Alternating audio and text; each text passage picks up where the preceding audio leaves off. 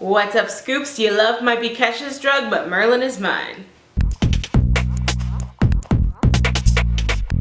Welcome to our weekly meeting of MAA, Merlin Addicts Anonymous.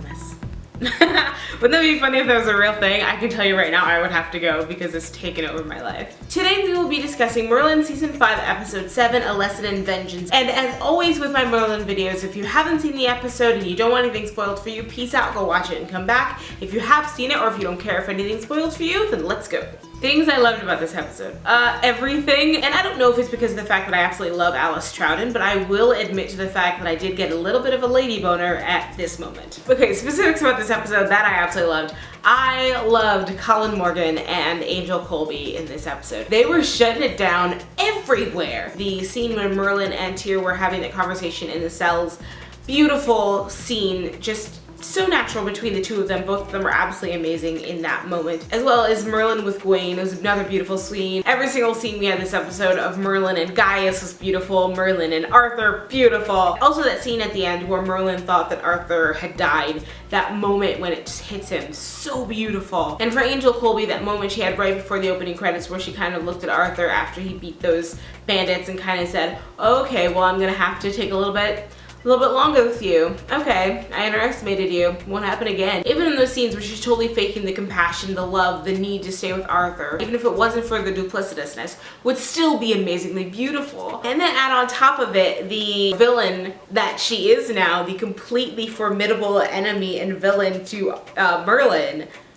Beautiful, absolutely amazing. I know a lot of people thought that the Gwen being a villain thing would go in the same vein as Merlin in A Servant of Two Masters, where it was all hilarious, but it definitely did not go in that direction. In fact, there was something so horrifyingly sinister about the way she played evil Gwen. There was no evil smirks, it was her regular Gwen smile with evil intentions behind it. It was beautifully played by her to the point where it totally felt like evil Gwen was the type of character who would slit your throat wide open with the same cute little smile.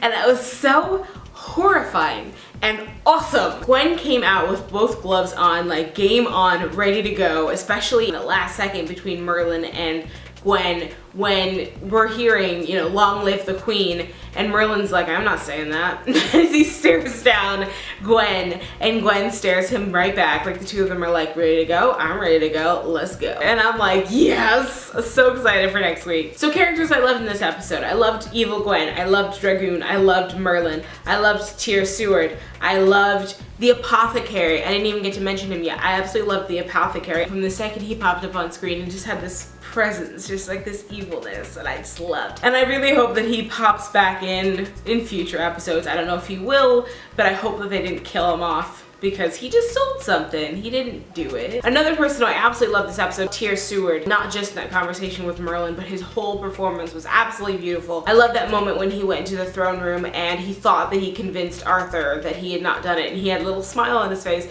and then Arthur condemned him to death.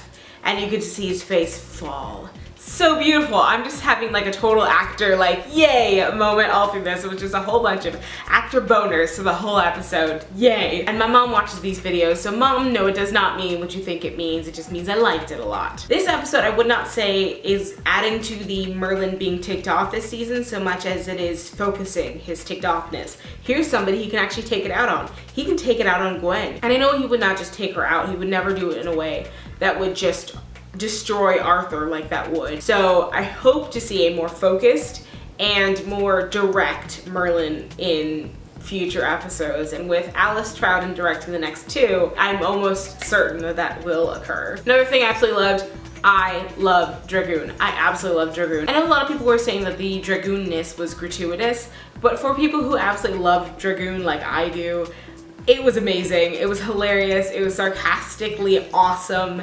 And I will take him any way I can get him, if it's gratuitous or not. I love Dragoon. I don't care what anyone says about him. I loved this moment when Merlin was like, really guys? Really? Okay.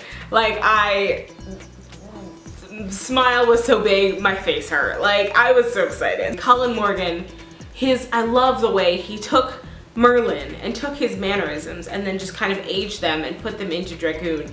Even the way he blinks his eyes as Dragoon is very specific and very beautiful. Take a watch. There's something flying around here. I don't like bees. Watch those moments again. Like every single movement, every single blink of an eye, every single twitch is planned out and beautiful as Dragoon, as well as Merlin. Like Colin Morgan just blows me away every single episode, and this episode was definitely no different. Two things in the episode I didn't love, let's say. One was when they were doing that huge chase scene with Merlin, and they get out to the courtyard and he's hiding and he blows out all of their candles and starts, scaling the castle walls. Percival had enough moonlight to look directly at Mordred and say, oh, it's sorcery. But they couldn't see Merlin in his brown jacket, brown pants, and black hair scaling the white castle walls. No one can see him? Really? The other thing I didn't love is not specifically pertaining to this episode so much as the entire season as a whole. This season I've been talking so much about Colin Morgan and Angel Coulby and Katie McGrath, and then it was only after watching a marathon of the whole season that I was like, wow, Bradley James is really bringing it this season. I want to see an episode where Bradley James is the star, and we've yet to see it.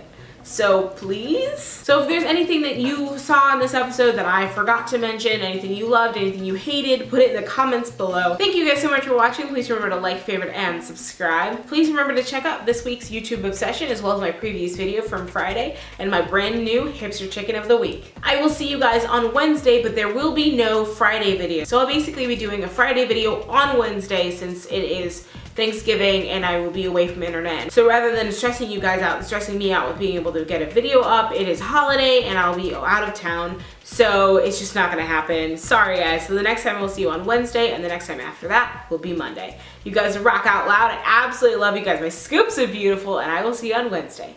Bye.